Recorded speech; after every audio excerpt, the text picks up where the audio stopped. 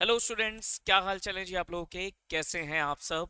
I hope so सब बहुत बढ़िया होंगे। मैं उम्मीद करता हूँ आप लोगों की तैयारी फॉर मे 24 एग्जाम्स जोरों शोरों से चल रही होगी। अब देखो क्या है, सिलेबस है बहुत ज्यादा। किसी भी सब्जेक्ट की बात करें तो सिलेबस होता है बहुत ज्यादा। अब इस टाइम पे बच्चा क्या ढूंढता है, और एक बीइंग अ टीचर ड्यूटी बनती है कि आप लोगों को एक एबीसी एनालिसिस दे दिया जाए कि भाई कौन से टॉपिक ऐसे हैं जो ज्यादा वेटेज रखते हैं, ज्यादा इंपॉर्टेंस रखते हैं, और कुछ टॉपिक ऐसे भी होते हैं जो दिखने में बहुत बड़े होते हैं लेकिन एग्जाम में उसकी वेटेज कम होती है। ठीक है, तो वो मैंने आपके एडवांस अकाउंट्स की ऑलरेडी मैंने वीडियो चैनल पे डाल दी है। अब मैं ऑडिट डिस्कस करने वाला हूं यहां पर आपसे कि ऑडिट का एबीसी एनालिसिस क्या होना चाहिए। देखो, ऑडिट एक ऐसा सब्जेक्ट है जहां पर बच्चा थोड़ा नंबर के लिए झगड़ रहा होता है। ऑडिट में कोई भी बच्चा ये उम्मीद नहीं करता कि भी मेरे 80-90 नंबर आ जाए। हालांकि आते हैं, मैं ये नहीं कह रहा नहीं आते हैं, 80-90 मार्क्स भी आ जाते हैं। लेकिन लेकिन पहली फोकस बच्चों का ये होता है कि भाई ऑडिट का पेपर मेरा निकल जाए, पास हो जाए। और अगर आपकी तैयारी ठीक ठाक है तो आप ये सोचते हो कि भाई मेरे 50-60 एग्जाम्शन तक आ जाए ऑडिट में। ठीक है, मैं आपको यहां पर जो एनालिसिस देने जा रहा हूं ऑडिट का, कुछ इस तरीके से है कि आपका 60 प्लस का टारगेट अचीव हो जाएगा। आप एग्जाम्शन लेकर आ सकते हो इस पेपर में। यस सर, ऑडिट के पेपर में भी आप एग्जाम्शन लेके आ सकते हो अगर आप थोड़ा स्मार्टली चलोगे, स्मार्टली काम करोगे। देखो, बहुत सारे ऐसे बच्चे होते हैं जो लास्ट के 2 महीने में ऑडिट उठाते हैं।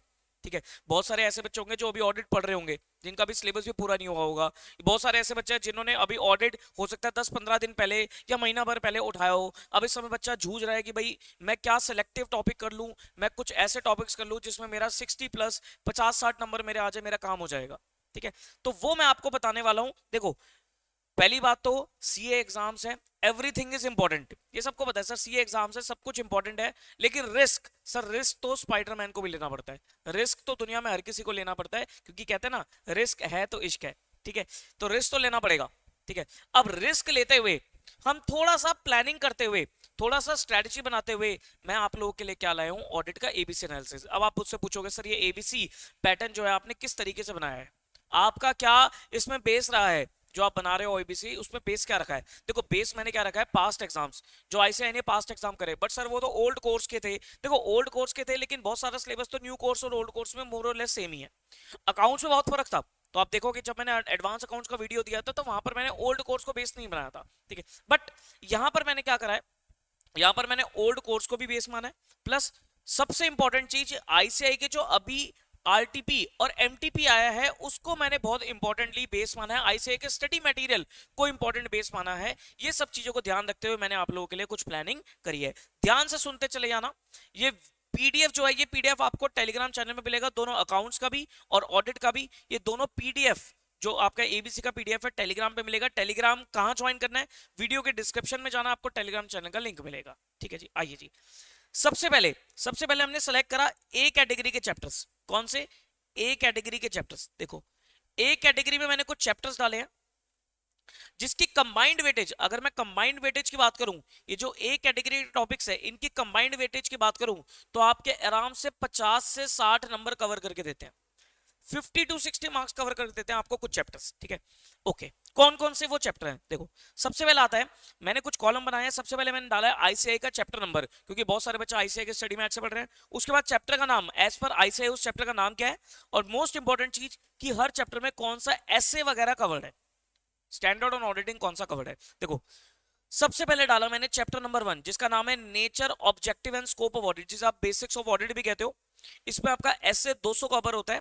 ये चैप्टर बहुत आसान है, बहुत स्कोरिंग है और इंपॉर्टेंट एग्जाम के लिए।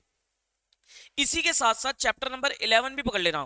पहले क्या होता था ना, चैप्टर नंबर 1 और 11 ओल्ड कोर्स में एक ही चैप्टर हुआ करता था। अब इंस्टीट्यूट ने दोनों को अलग अलग कर दिया, लेकिन दोनों को इकट्ठे पढ़ना। Chapter number 11 ethics and terms of engagement, जिसमें आपका एसे 210 agreeing the terms of audit engagement, essay 220 quality control वाला, और एसक्यूसी 1 ये कवर होता है।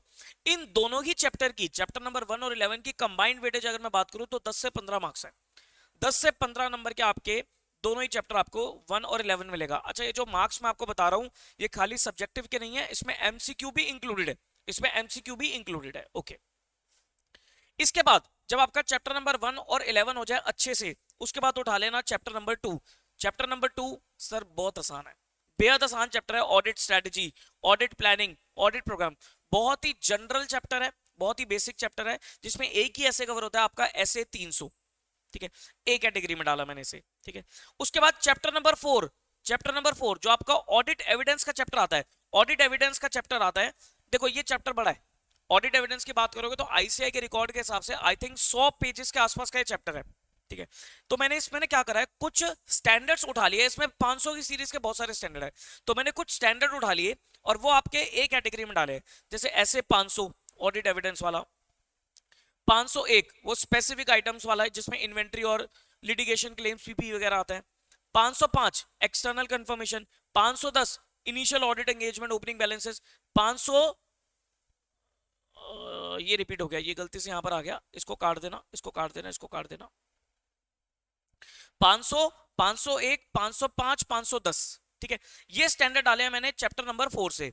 उसके बाद चैप्टर नंबर 7 जो आपका कंप्लीशन एंड रिव्यू है, इसमें मैंने उठाए हैं 560 subsequent, 570 going concern very important, 580 written representation. ठीक है, और उसके बाद उठाया मैंने चैप्टर नंबर 6 ऑडिट डॉक्यूमेंटेशन, जिसमें एक ही स्टैंडर्ड आपका 2-3 पेज का चैप्टर है, ऐसे 230 ऑडिट डॉक्यूमेंटेशन। अगर आप ये सारे चैप्टर्स मिला लोगे ना, चैप्टर नंबर 2 पूरा, चैप्टर नंबर 4 का थोड़ा पोर्शन, चैप्टर नंबर 7 का थोड़ा पोर्शन और चैप्टर नंबर 6 एक ही चैप्टर है, ये मिलाकर एग्जाम में 15 से 20 मार्क्स की वेटेज रखता है, 15 से 20 नंबर की वेटेज रखता है। ठीक है, तो आप अगली बार मतलब जब चैप्टर नंबर 1, 11, 2 के बाद आपको ये उठाने हैं। ठीक है, once you are done with these topics, जब आपका ये कंप्लीट हो जाए उसके बाद आप चैप्टर नंबर 8 उठाना, ऑडिट रिपोर्ट का। Audit report one of the important chapter, important है। इसमें क्या क्या कवर होता है, इसमें कारो कवर होता है, कारो 2020, एक क्वेश्चन एग्जाम में 3-4 नंबर का, 4 नंबर तक का मिलेगा। ऐसे 700 की सीरीज, 700, 701, 705, 706, 710, ये 700 की सीरीज पढ़नी है आपको। उसके बाद reporting under the companies act, कुछ कंपनीज एक्ट के सेक्शन 143 वाली जो रिक्वायरमेंट है ऑडिट की, वो पढ़ लेना। ठीक है, तो 8 से 10 नंबर आपके यहां पर कवर होते हैं। 143 वाली के लिए आपको मैं बोलूंगा कि लॉ पढ़ लेना, लॉ में भी है आपका। ठीक है, लॉ पढ़ लेना, फिर नहीं तो आपके यहां पर भी स्टडी मैट में डाला हुआ है, वहां से कवर कर लेना। और चैप्टर नंबर 10 पे डाला, अगला जो ए कैटेगरी में डाला chapter number 10, that is your bank audit. Bank audit, देखो बैंक ऑडिट में क्या है, बैंक ऑडिट एक बार आपने पढ़ लिया होगा अच्छे से। अब मैं आपको बोलूंगा कुछ मत करना, आईसीआई के सारे क्वेश्चंस करना, आईसीआई के जो बैक क्वेश्चंस है, एग्जांपल्स है, वो करना, आरटीपी करना और एमटीबी करना। दोनों एमटीबी जो इंस्टीट्यूट ने रिलीज करा है वो करा है। कुछ चैप्टर में ना आपको मैं ये बोलूंगा कि आप थोड़ा सा ना सिलेक्टिव अप्रोच अपना लो, लाइक जैसे क्वेश्चन स्पेसिफिक हो जाओ कि आईसीआई के क्वेश्चन, जो लेटेस्ट आरटीपी है वो वाला क्वेश्चन और जो लेटेस्ट एमटीबी है वो वाले क्वेश्चन, उतना भी कर लोगे इंक्लूडिंग एमसीक्यूज वगैरह, तो आपका काम हो जाएगा। तो ऐसा मैं आपको बैंक ऑडिट में कह रहा हूं, क्योंकि बैंक ऑडिट की वेटेज 4 से 8 नंबर की बनती है। तो ये हमारे, इसमें मैंने बैंक ऑडिट भी इंक्लूड नहीं किया, ये बैंक ऑडिट तक चैप्टर नंबर 1, 11, 2, 4, 7, 6, 8, 10, ये अगर पहले आप कर लोगे, जिसको मैंने ऑरेंज कलर में दिख रहा है आपको, तो इसको कर लोगे, ये ए कैटेगरी के चैप्टर हैं, इसको आप एग्जाम में पाओगे, आपको दिखेगा कि 50 to 60 मार्क्स आपके कवर होते हैं, 50 से 60 नंबर आपके कवर होते हैं। ठीक है, उसके बाद जो आता है, उसके बाद जो आता है वो हमारा अगला टॉपिक आता है चैप्टर नंबर 3। अब मैं बी कैटेगरी पे मूव कर रहा हूं। देखो बी कैटेगरी में कंबाइंड वेटेज जो रखी गई है वो है 25 से 30 नंबर, 25 से 30 नंबर का आपका बी कैटेगरी है, जिसमें आपका एक इंपॉर्टेंट चैप्टर जरूर है, ये risk assessment and internal control. ये पर आपको ना पहले ए वाले जब हो जाए ना उसके बाद उठाना चाहिए, क्योंकि ये चैप्टर थोड़ा टेक्निकल है, बड़ा तो है ही। इसमें क्या क्या वर्क होता है, ऐसे 315, 320, 330 इंटरनल कंट्रोल। अगर मान लो इंपॉर्टेंट सुनना, अगर आपको ये चैप्टर थोड़ा डिफिकल्टी दे रहा है तो मैं आपको ये बोलूंगा कि इंटरनल कंट्रोल का टॉपिक तो जरूर करके जाना, इसको मत छोड़ना, क्योंकि इंटरनल कंट्रोल से क्वेश्चन आपको मिल जाएगा। ठीक है, तो इंटरनल कंट्रोल का टॉपिक एटलीस्ट आप करके जाना, बाकी पूरा कर लोगे तो ज्यादा बेटर है। ठीक है, जब ये हो जाए फिर आप उठाना चैप्टर नंबर 7, फिर आप क्या उठाओगे, चैप्टर नंबर 7। चैप्टर नंबर 7 में कंप्लीशन एंड रिव्यू, अगेन इसमें जो हमारे बचे हुए स्टैंडर्ड है, ऐसे 450, ऐसे 260, 265, फिर इसको उठाना। और उसके बाद चैप्टर नंबर 8 आपका ऑडिट रिपोर्ट में आपका 600 और 299, इन सबको करते हो तो आपका 25 से 30 मार्क्स की कवरेज हो जाती है, 25 से 30 नंबर की कवरेज आपकी इन 3 टॉपिक में से, क्योंकि देखो बड़े बड़े टॉपिक्स हैं, इनमें से हो जाती है। डन यहां तक, ओके। अब आता है चैप्टर नंबर 9, 5 और 4, ये सी कैटेगरी है। सी कैटेगरी में भी आप पाओगे 20 से 25 नंबर, लेकिन ये बहुत बड़ी कैटेगरी है, बहुत बड़ी कैटेगरी है। ठीक है, जिसमें आपका आएगा audit of different type of entities. देखो डिफरेंट टाइप ऑफ एंटिटी में ना बहुत सारी चीजें हैं, जैसे एक स्कूल हो गया, हॉस्पिटल हो गया, एजुकेशनल इंस्टीट्यूशन हो गया, गवर्नमेंट बॉडीज हो गया, पार्टनरशिप फर्म हो गया, एलएलपी हो गया, एनजीओ हो गया, चैरिटेबल इंस्टीट्यूशन हो गया, रिलीजियस ट्रस्ट हो गया। इन सब के ऑडिट कैसे होंगे? देखो यहाँ पर आपकी बेसिक नॉलेज काम करेगी, यहाँ पर आपकी क्या करेगी, बेसिक नॉलेज आपकी काम करेगी, आपको बेसिक अंडरस्टैंडिंग कितनी है, प्लस स्टेप्स है। तो ये आप चाह कर भी याद नहीं कर सकते। चैप्टर नंबर 9 और चैप्टर नंबर 5 ये दोनों क्या है, चाह कर भी आप याद नहीं कर सकते, क्योंकि ये इतने बड़े हैं कि याद करना पॉसिबल नहीं है। चैप्टर नंबर 5 की बात करूं तो 150 पेज का चैप्टर है, चैप्टर नंबर 9 की बात करूं तो लगभग 100 पेज का चैप्टर है, चाहकर भी याद नहीं कर सकते। इसके लिए आप क्या कर सकते हो, इसके लिए आप एक प्लानिंग लगा सकते हो। क्या प्लानिंग? कि आप आईसीआई के सारे क्वेश्चंस, आरटीपी और एमटीपी, सिर्फ इनको कर लो। मतलब आईसीआई के बैक क्वेश्चंस उठा लो, आरटीपी और एमटीपी में जो भी इन चैप्टर से क्वेश्चन आए ना उनको कर लो, और उनको भी याद नहीं करना, अच्छे से रीड कर लो, अच्छे से रीड कर लो। अच्छा, इन दोनों ही चैप्टर में बात करूं ना, इन दोनों ही चैप्टर में आपकी अकाउंटिंग नॉलेज बहुत काम आएगी, अकाउंटिंग नॉलेज बहुत काम आएगी। और जो एआईएफएस है इसमें आपका अकाउंटिंग स्टैंडर्ड, शेड्यूल 3, इनकी नॉलेज बहुत ज्यादा काम आएगी।